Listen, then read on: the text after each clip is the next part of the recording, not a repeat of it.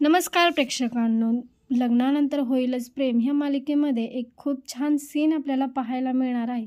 तर जीवा आणि नंदनीचा एक रोमॅन्टिक सीन आपल्याला पाहायला मिळणार आहे.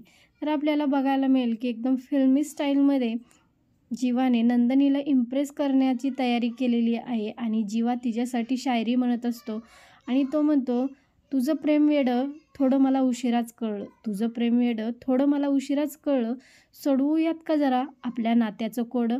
असं म्हणून पुन्हा एकदा जीवाने नंदनीच्या मनामध्ये जागा निर्माण केलेली आहे आणि हे ऐकून नंदनीला सुद्धा खूप आनंद झाला आहे की जीवाला त्याची चूक कळत आहे आणि तो तिला मिळवण्यासाठी धडपड करत आहे. त्याला त्याची चूक लक्षात आलेली आहे.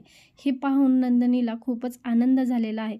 तर इकडे आपल्याला पाहायला मिळेल की काव्या पार्थला म्हणत असते, पार्थ, तुम्ही जर मला ह्या नात्या पलीकडे जर भेटला असतात ना, तर आपल्या दोघांचं ट्विनिंग खूप छान जुळलं असतं आणि आपलं एकमेकांसोबत बॉन्डिंग झालं असतं. तर लगेच इथं पाहायला मिळेल की नंदनी जीवाला असा प्रश्न विचारते की आज रात्री तुम्ही माझ्याबरोबर डिनरला याल का, अशी ती त्याला रिक्वेस्ट करते आणि लगेच जीवासुद्धा मान्य करतो आणि त्यालासुद्धा आनंद होतो.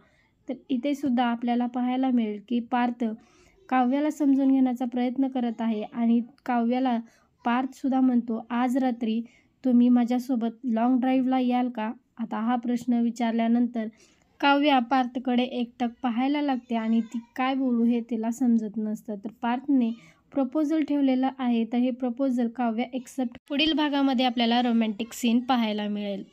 धन्यवाद.